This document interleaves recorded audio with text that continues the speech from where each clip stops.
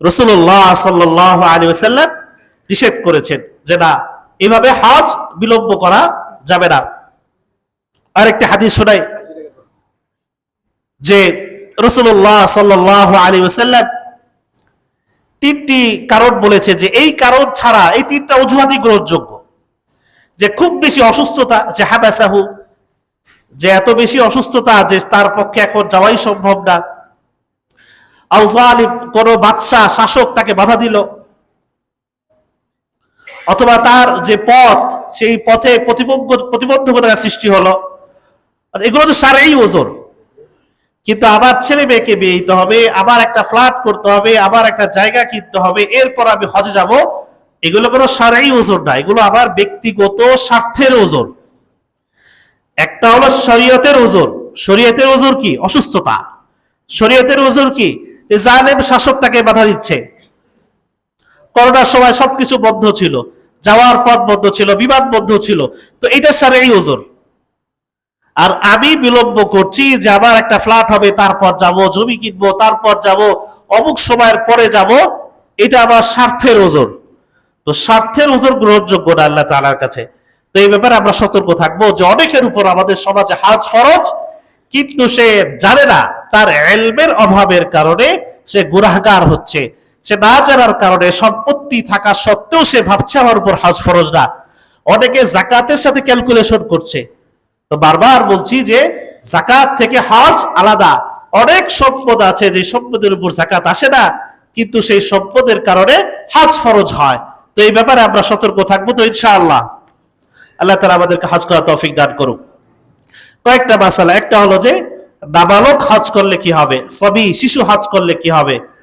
আল্লাহ রাসূল সাল্লাল্লাহু আলাইহি ওয়াসাল্লাম হজে যাচ্ছিলেন, বিদায় হজের কাফেলায়, তো এক মহিলা রাফাআত সাবিয়ান, একটা ছোট বাচ্চাকে উঁচু করে ধরলো আল্লাহ রাসূলের সামনে, বললেন ইয়া রাসূলুল্লাহ লিহাযা হাজ্জুন, এই শিশুর জন্য কি হজ আছে?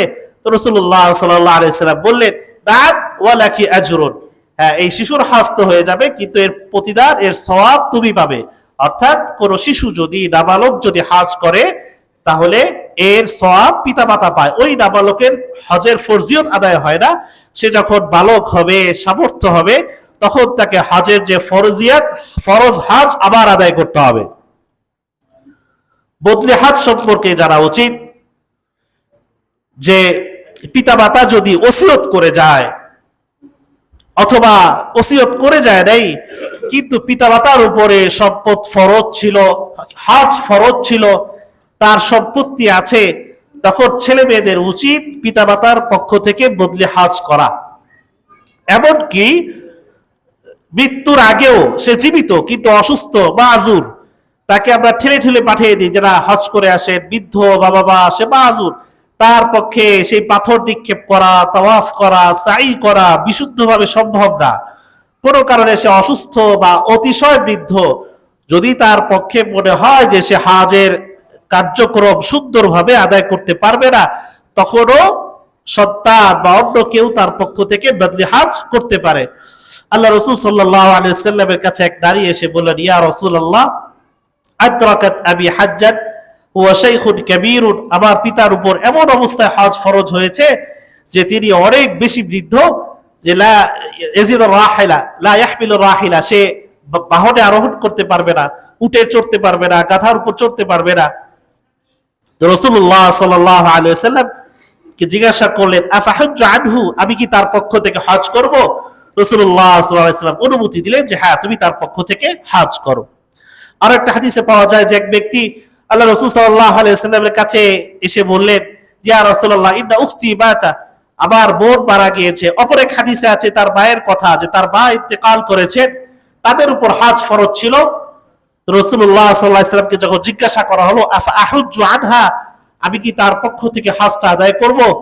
রাসূলুল্লাহ সাল্লাল্লাহু আলাইহি ওয়াসাল্লাম বললেন আলাইহা দাইনুন আনতা কাযী, তার উপর যদি কোনো ঋণ থাকতো, কোনো ব্যক্তি থেকে সে টাকা নিয়েছে বা কোনো ব্যক্তির থেকে কোনো সম্পত্তি নিয়েছে, আমানত, সেটাকে তুমি আদায় করতে? তিনি বললেন ইয়া রাসূলুল্লাহ, অবশ্যই আদায় করতাম। তিনি বললেন, তখন আল্লাহ রাসূল সাল্লাল্লাহু আলাইহি ওয়াসাল্লাম বলে যে ফাল্লাহু আহাqqu, আল্লাহ তাআলার ঋণ আদায় করা এটা অধিক উপযুক্ত। তো কেউ যদি হজ না করে, হজ ফরজ হওয়া সত্ত্বেও না করে, তাহলে তো সে আল্লাহ তাআলার কাছে ঋণী থেকে গেল। ফাদাইনুল্লাহি আহাক। রাসূলুল্লাহ সাল্লাল্লাহু আলাইহি ওয়াসাল্লাম তাকে অনুমতি দিলেন যে তুমি তোমার বোনের পক্ষ থেকে, অপর এক রিওয়ায়াতে তুমি তোমার মায়ের পক্ষ থেকে হজ আদায় করো। তাহলে বদলে হজের বিষয়টা আছে। অনেকে মনে করে অসুস্থ হয়েছে, এখন তো আর কিছু করার নাই, হ্যাঁ, না, সে বদলে হজ করে দিবে। অনেক সন্তানের উচিত সে নিজে অথবা ভালো কাউকে দিয়ে তার পিতামাতার পক্ষ থেকে, যদি তাদের উপর হজ ফরজ হয়ে থাকে, যদি তারা ওসিয়ত করে যায় তাহলে তো আবশ্যক করা, আর যদি ওসিয়ত নাও করে যায় তাহলে পিতামাতার উপর যে বিরুল ওয়ালিদাইন, পিতামাতার প্রতি সদাচরণের একটা বড় জায়গা, যে পিতামাতাকে গুনাহ থেকে বাঁচানো, পিতামাতার যদি কোনো কসম থাকে সেই কাফফারা আদায় করা, কোনো ঋণ থাকলে আদায় করা, ওসিয়ত থাকলে ওসিয়ত পূরণ করা, বিশেষ করে হজের যদি ওসিয়ত থাকে কারো পক্ষ থেকে, সেই সন্তানের উচিত আদায় করা। কারণ সে যে সম্পত্তি পেয়েছে, তার জীবন, তার পুরোটাই তো পিতামাতার ইহসান, তার জন্মের অস্তিত্ব থেকে শেষ পর্যন্ত পুরোটাই তো পিতামাতার উপর, তার উপর অনেক বড় ইহসান। তো সেই পিতামাতার সদাচরণ পূর্বক তাদের পক্ষ থেকে হজটাকে আদায় করা। আরেকটি মাসআলা হলো নারীদের হজ। অনেক নারীর উপর হজ ফরজ। আপনারা যদি কোনো ডাটাবেস তৈরি করেন দেখবেন যে অনেক পুরুষের থেকে নারীর উপর হজ বেশি ফরজ। কারণ নারী তো কয়েক জায়গা থেকে সম্পত্তি পায়, স্বামীর কাছ থেকে পায়, পিতামাতার কাছ থেকে পায়, সন্তানের কাছ থেকে পায়, তার নামে অনেক সম্পত্তি থাকে। অনেক আপনার চাকরিজীবী আছে যারা নিজের নামে কিছু করে না, সরকারের কাছে স্পষ্ট থাকার জন্য স্ত্রীর নামে অনেক সম্পত্তি, তার তো স্ত্রীদের নামে, নারীদের নামে অনেক সম্পত্তি থাকে, স্থাবর অবস্থা, অস্থাবর অবস্থায়, ঘরের আলমারিতে অনেক সম্পদ থাকে, স্বর্ণ রূপা। তো সেই হিসাব করলে দেখা যায় তার উপর অনেক নারীর উপর হজ ফরজ, হয়তো সে জানেই না, অথবা এই বিষয়ে সে জানার পরও অবহেলা করছে। তাই আমরা পরিবারের কাছে, নারী সদস্যদের কাছে এটা পৌঁছে দিব যে আপনার নামে যে পরিমাণ সম্পত্তি আছে, জমি আছে, বাড়ি আছে, স্বর্ণ গহনা আছে, এগুলো আপনি হিসাব করে দেখেন যে আপনার উপর হজ ফরজ কিনা। যদি ফরজ হয় তাহলে আদায় করতে হবে। নারীদের ক্ষেত্রে একটি বিশেষ মাসালা হলো যে নারীরা একা হজে যেতে পারবে না, মাহরাম সহ যেতে হবে। যদিও বর্তমানে সৌদি সরকার বলছে, কিন্তু না, তারা হয়তো ব্যবসায়িক উদ্দেশ্যে বলতে পারে, অথবা কোনো কোনো আলেম ভিন্ন ফতোয়া দিতে পারে যে মাহরামের যে বিধানটা, যে একজন নারী মাহরাম ছাড়া হজে যেতে পারবে না। মাহরাম বলতে যাদের সাথে তার বিবাহ শুদ্ধরা, তার পিতা মাতা, তার পিতা, তার সন্তান, ছেলে, যাদের সাথে তার বিবাহ শুদ্ধরা, মাহরাম যারা, যে 12 জন মাহরাম আছে তাদের সাথে সে হজে যেতে পারবে, মাহরাম ছাড়া হজে যেতে পারবে না। কোন কোন আলেম এই ফতোয়া দেয় যে যেহেতু এখন নিরাপত্তার সংকট নেই, এখন নিরাপত্তার যে বিষয়টা, এই বিষয়টা নেই, তাহলে মাহরাম ছাড়া একাকি হজ যেতে পারবে। কিন্তু এই কথাটা শুদ্ধ না। ইসলামী শরিয়া কোন প্রযুক্তির কারণে চেঞ্জ হয় না। শরিয়ার যে বিধান সেই বিধানই থাকবে।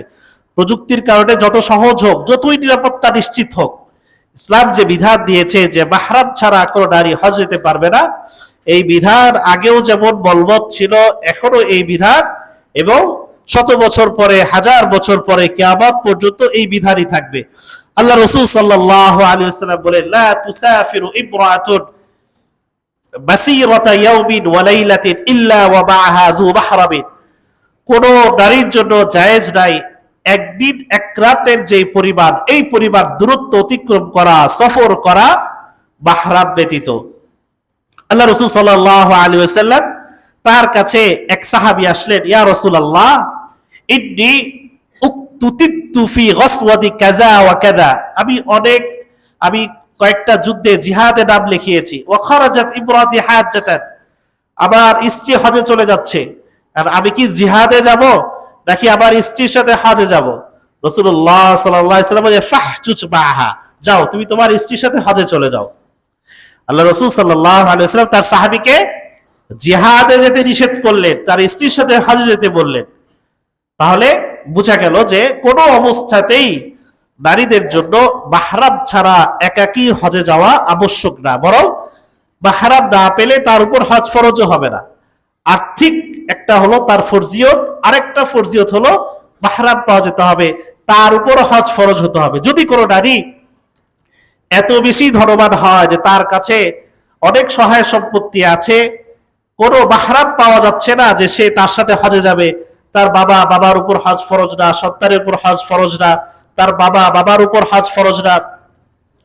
তো এমন যদি মাহরাম পাওয়া যায় যেই মাহরাম তার উপর হজ ফরজ না কিন্তু তার নিজের আছে, তার উচিত তার নিজের খরচ বহন করা, মাহরামেরও খরচ বহন করা, তারপর হজে যাওয়া। যদি সে যেতেই চায় নিজেরও খরচ বহন করবে, তার মাহরামের খরচ বহন করে, এরপর সে হজে যাবে। তাই কোনো অবস্থাতেই কোনো নারীর জন্য মাহরাম ছাড়া হজে যাওয়া যতই বিধান আসুক সৌদি আরব থেকে বলা হোক, কিন্তু আমরা এইটার উপর আমল করা যাবে না, কারণ এই ব্যাপারে নিষেধাজ্ঞা আছে শরিয়াতে, এবং শরিয়াত কোনো প্রযুক্তির কারণে পরিবর্তন হয় না। মুহতারাম, হজ না করার শাস্তি কি?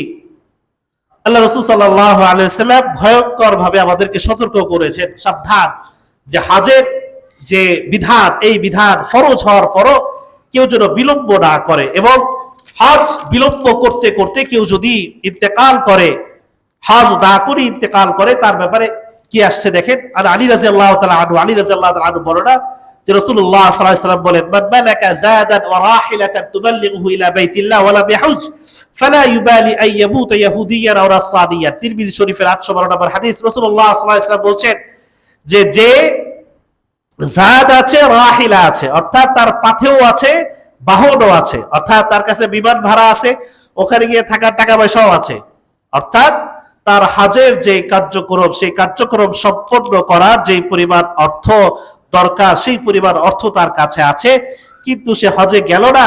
ফালা ইউবালি, আমি কোনো পরোয়া করি না, আইয়ামুতা ইয়াহুদিয়ান আও নাসরানিয়ান, সে ইহুদি হয়ে মারা গেল নাকি খ্রিস্টান হয়ে মারা গেল। বলে নাউযু বিল্লাহি মিন যালিক। আবু উমামা রাদিয়াল্লাহু তাআলা আনহু থেকে বর্ণিত সুনানে দারিমির একটি হাদিস, মান লাম ইয়ামনাহুল হাজ্জা হাজাতুন যাহিরাতুন আও সুলতানুন জাইরুন আও মারাদুন হাবিসুন, যে তিনটা জিনিস তাকে যদি বাধা না দেয়, যে বিশেষ কোনো প্রয়োজন, শারঈ কোনো প্রয়োজন, বা জালেম শাসক, বা সাংঘাতিক কোনো রোগ, ফাবাতা ওয়া লাম ইয়াহুজ্জা, সে যদি হজ না করে ইন্তেকাল করে, ফালইয়ামুত ইনশা ইয়াহুদিয়ান আও নাসরানিয়ান। আল্লাহ রাসূল সাল্লাল্লাহু আলাইহি ওয়াসাল্লাম বললেন, আমি জানি না সে কি ইহুদি হয়ে মারা গেল নাকি নাসরা হয়ে মারা গেল। অর্থাৎ হজ ফরজ হওয়ার পরও যদি কেউ এই ফরজিয়াতের ব্যাপারে অবহেলা করে, বিলম্ব করে ইন্তেকাল করে, তার ব্যাপারে কুফরের কথা আসছে। বলে নাউযু বিল্লাহি মিন যালিক, সে কাফের হয়ে মারা যাবে। এত বড় ধমকি সত্ত্বেও আমরা কিসের টানে, কিসের জন্য হজকে বিলম্ব করব? কিসের জন্য হজকে বিলম্ব করব? আল্লাহ তাআলা আমাদেরকে হজ ফরজ হওয়ার সাথে সাথে আদায় করার তৌফিক দান করুক, আমিন। হজের মাসাইল সম্পর্কে যাদের উপর হজ ফরজ আমরা জেনে নিব, যাদের উপর ফরজ না তারাও আমরা হজের মাসালা জানবো। কারণ কখন ফরজ হয়, ফরজ হওয়ার পর হয়তো আমি সময় পাবো না, এক মাসের সময় পাবো, সমস্ত মাসাইল আমার জন্য হয়তো জানা তখন সহজ হতে নাও পারে। এই জন্য আমরা যাদের উপর হজ ফরজ তারা তো জানবোই, তাদের উপর জানা ফরজ। যাদের উপর আমাদের হজ এখনো ফরজ হয় নাই, তাদেরও দায়িত্ব হজের মাসাইল সম্পর্কে জানা। আপনি ভাবতে পারেন আমি তো গরিব মানুষ, টাকা পয়সা নেই, এবং আগামী 10 বছরও টাকা পয়সা হওয়ার সম্ভাবনা নেই, কিন্তু আপনি যদি হজের মাসালা সম্পর্কে জানেন, হজের বিধিবিধান সম্পর্কে খুঁটিনাটি জানেন, আপনি কয়েকটি হজের সফরনামা পড়েন, আল্লাহর ওলিদের হজের সফরনামা পড়েন, আল্লাহ রাসূল সাল্লাল্লাহু আলাইহি ওয়াসাল্লাম কিভাবে হজ করেছেন সেটা সম্পর্কে জানেন, আপনার অন্তরে যদি শওক পয়দা হয়, আগ্রহ পয়দা হয়, আল্লাহ তাআলার পক্ষে সম্ভব না আপনাকে হজে নিয়ে যাওয়া? নাকি সম্ভব না? তো আমি এই 10 মিনিট আলোচনা করব যে যাদের উপর হজ ফরজ না তারা কি করবে। 1 নাম্বার হলো ইলম অর্জন করবে। কি করবে? ইলম অর্জন করবে। যুবক যেই ভাইরা আছো, স্কুলের কলেজে যেই ভাইরা আছো, তাদেরকেও বলছি হজ সম্পর্কে আমি জানি, হজের বিধিবিধান সম্পর্কে জানি, আল্লাহ তাআলা শাআইর সম্পর্কে জানি, নিদর্শন সম্পর্কে জানি। এই জানাটাই একটা ধাপ, জানাটা প্রথম ধাপ। না জেনে চলে গেল হজ এবং ভুল ভ্রান্তি করে আসলো, ফরজিয়ত তরক করে আসলো, তার তো হজই বাতিল হয়ে গেল। তো আগে জানি, জানাটা আমার প্রথম ধাপ। এরপরে নিয়ত করা। নিয়তের অনেক বড় ফায়দা। নিয়ত করা মানে আপনার সওয়াব হয়ে যাওয়া। এরপর যদি আল্লাহ তাআলা তৌফিক দেয়, ওই সওয়াবটার পরিপূর্ণ হওয়া। নিয়ত হওয়া মানে যে আমার হজের সওয়াব হয়ে গেছে। আমি যদি সিদকান, যে আমি সত্যিকারার্থে নিয়ত করি, হাদিসে আছে সিদকা মানে সত্যিকার নিয়ত, একটা হচ্ছে মুখে মুখে বলা যে নিয়ত করব, আর আপনি যদি সত্য নিয়ত মানে হলো যে সত্যিকারার্থে নিয়ত করে তার মধ্যে চেষ্টাও থাকে, যে সত্যিকারার্থে নিয়ত করে না তার মধ্যে চেষ্টা থাকে না। তো নিয়ত সিদক নিয়ত মানে সত্যিকারার্থে নিয়ত মানে হলো যার মধ্যে নিয়ত আছে, চেষ্টাও আছে।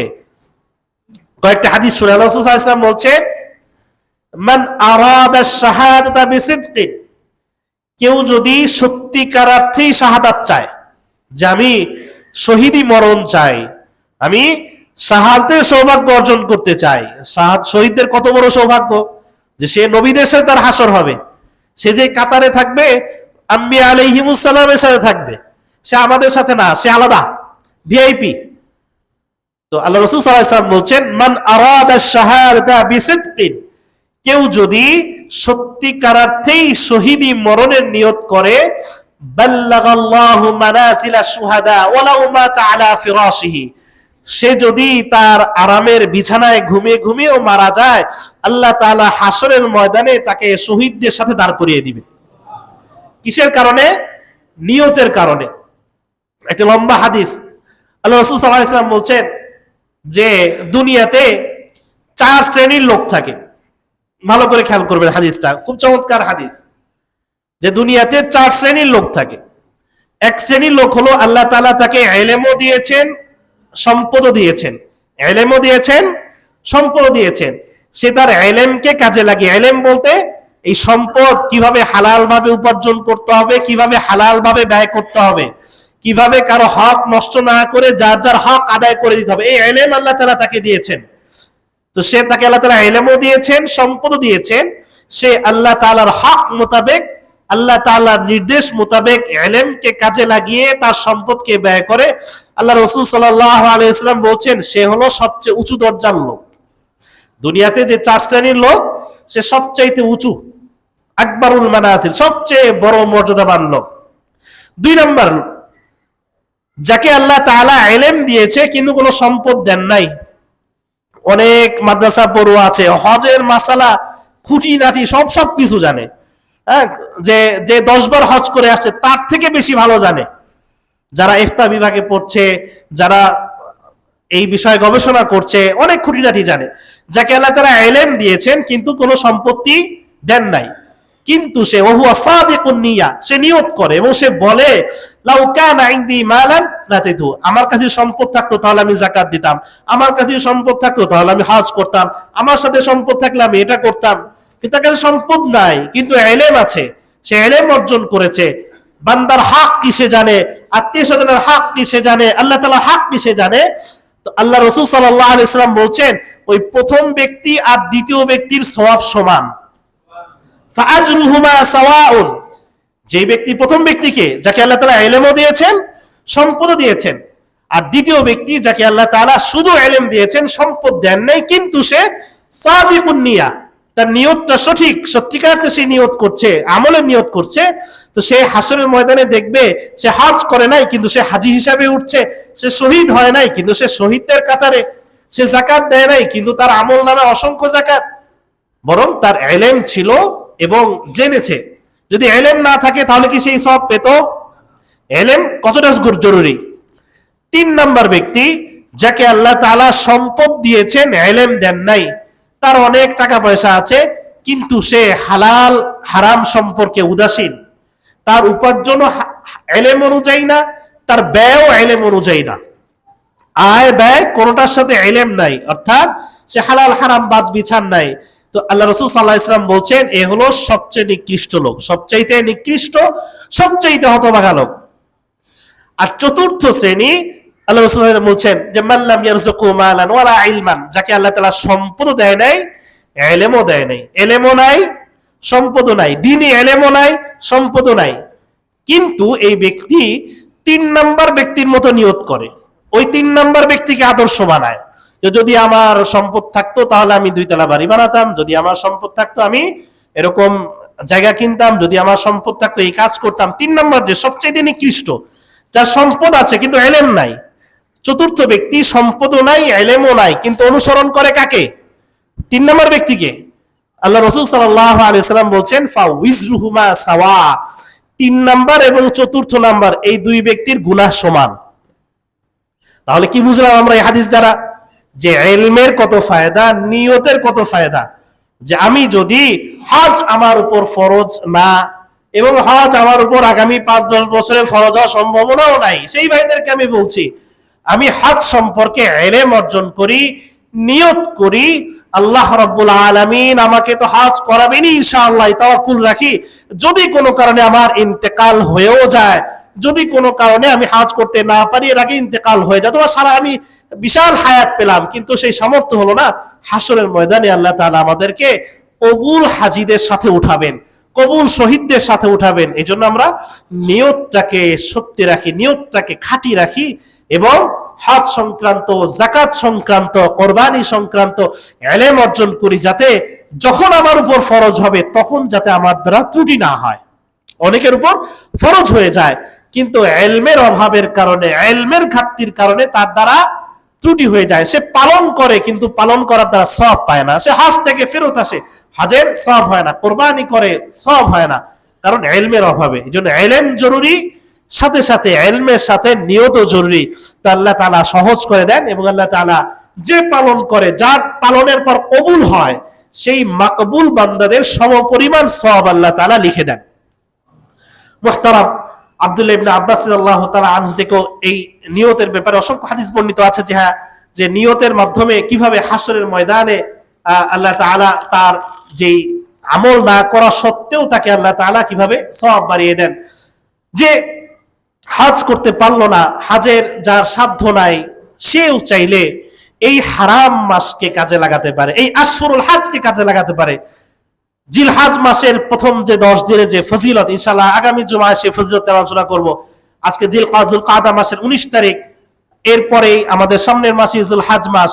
যারা আমরা হজে যাইনি, যারা আমরা অথবা আগে গিয়েছি, আমরা এটা মনে করব না যে আমাদের উপর দায়িত্ব নেই, এই হজের যেই লাভ, সেই লাভ আমাদের জন্য নাই, এটা আমরা মনে করব না। বরং যারা এবছর যাচ্ছে বা গিয়েছে, তারা ফিজিক্যালি হজ করছে, আমরা আমাদের ফিলিংস দ্বারা, আমরা আমাদের অনুভূতি দ্বারা হজ করব, পারবো তো ইনশাআল্লাহ। কিভাবে? আমরা হজের সেই বিধানকে আমরা মনে রাখবো, সেই বিধান সম্পর্কে ইলম অর্জন করব। আল্লাহ তাআলা শায়ের নিদর্শন কাবা, সাফা, মারওয়া, এর সঙ্গে তাজিম, ভক্তি, সেই ভক্তি আমরা শ্রদ্ধা রাখবো। সবচাইতে বড় কথা, এই হজের যে আসল গুরু রহস্য, মাহাত্ম্য, যে তাওহীদের প্রতি অটল থাকা, আল্লাহ তাআলার একত্ববাদের প্রতি, আল্লাহ তাআলার ক্ষমতা, এই ক্ষমতার উপর পরিপূর্ণ বিশ্বাস, এবং শিরকের সাথে সব ধরনের দূরত্ব সৃষ্টি করা। একটা শিরক তো দেখেন, গ্রাম্য শিরক। আমি একটি বয়ান শুনছিলাম মুফতি হারুন ইজহার সাহেবের, তিনি বলছেন একটা হলো গ্রাম্য শিরক। গ্রাম্য শিরক হলো মাজারে যাচ্ছে, মোমবাতি দিচ্ছে, সেখানে গিয়ে সিজদা করতে, গ্রাম্য শিরক। আরেকটা শিরক আছে হলো শহুরে, এলিট শিরক। হ্যাঁ, এলিট, আরবান এলিট শিরক। এটা কি? শহীদ মিনারে গিয়ে এটা দিচ্ছে, কিংবা সে তার চিন্তাগত ভাবে সে গণতন্ত্রকে উপযোগী মনে করছে। শরিয়ার যে বিধান, শরিয়া শুনলে সে জ্বলে উঠতেছে, কিসের শরিয়া? সে গণতন্ত্র দ্বারা প্রভাবিত, আধুনিকতা, আধুনিক যে নতুন নতুন থিওরি, সেই থিওরি দ্বারা প্রভাবিত, শরিয়াতকে, শরঈ আইনকে সে সেকেলে মনে করছে, প্রাচীন মনে করছে। এটাও তো এক ধরনের শিরক, বরং এটা আরো বড় শিরক। মাজারে গিয়ে সেজদা দেওয়ার থেকে এটা আরো বড় শিরক, চিন্তার শিরক। তো এই যে শিরকি কার্যক্রম, আল্লাহ তাআলার আইন ছাড়া অন্য কোন আইন কে সে বেশি উপযুক্ত মনে করছে, তো এটাও তো এক ধরনের শিরক, বরং বড় শিরক। এই শিরক থেকে বেঁচে থাকা। দেখেন, কেউ হজে গেল, হজ থেকে ফেরত আসলো, আবার হজে গেল, আবার আসলো, কিন্তু সে তাওহীদ বুঝলো না, শিরক থেকে মুক্ত থাকার যে বিষয়টা সে বুঝলো না। সে তার মধ্যে মিল্লাতে ইব্রাহিমের যে চেতনা, সেই চেতনা আসলো না। এর থেকে হাজার গুণ উত্তম ওই ব্যক্তি যে হজ করতে পারলো না, তার সামর্থ্য নাই, কিন্তু সে মিল্লাতে ইব্রাহিমের উপর অটল, সে তাওহীদের উপর অটল, সে শিরকের ব্যাপারে সবচাইতে কঠোর। এই ব্যক্তি ওরকম 10 বার হজকারী ব্যক্তি থেকেও হাজার গুণ বেশি উত্তম। কারণ সে তো হজে গেল কিন্তু হজের মূল সবকটাই পেল না। হজের মূল সবকই মিল্লাতে ইব্রাহিম, ওয়াত্তাবি' মিল্লাতা ইব্রাহিম হানিফা, যে তাওহীদকে প্রতিষ্ঠা করা, তাওহীদ প্রতিষ্ঠায় সচেতন থাকা, ঐক্যবদ্ধ থাকা। আল্লাহ তাআলা তাওহীদের সাথে এই ঐক্যবদ্ধ আল্লাহ তাআলা প্রকাশ করছেন যে একই পোশাক, একই তালবিয়া, সে একসাথেই পোশাক পরেছে, একসাথেই তালবিয়া পরেছে, কিন্তু এই সবকটা পায়নি যে আল্লাহ তাআলা তাওহীদের উপর আমাদেরকে ঐক্যবদ্ধ থাকতে হবে, লা ইলাহা ইল্লাল্লাহর উপর ঐক্যবদ্ধ থাকতে হবে, এবং সব ধরনের শিরকি চিন্তা এবং শিরকের যেই আলামত, শিরকি যে কাজ, সেই কাজ থেকে, চিন্তা থেকে আমাদেরকে বিরত থেকে ইব্রাহিম আলাইহিস সালাম যেই ত্যাগ তিতিক্ষা, সেই যেই জিহাদ, শিরকের বিরুদ্ধে যে লড়াই করেছেন, সেই ইব্রাহিমী কাফেলায় আল্লাহ রাসূল সাল্লাল্লাহু আলাইহি ওয়াসাল্লামের সেই কাফেলায় যুক্ত থাকতে হবে। পারবো তো ইনশাআল্লাহ? আল্লাহ তাআলা আমাদেরকে তৌফিক দান করুক, বুঝার তৌফিক দান করুক। ওয়া আখিরু দাওয়ানা আলহামদুলিল্লাহি রাব্বিল আলামিন।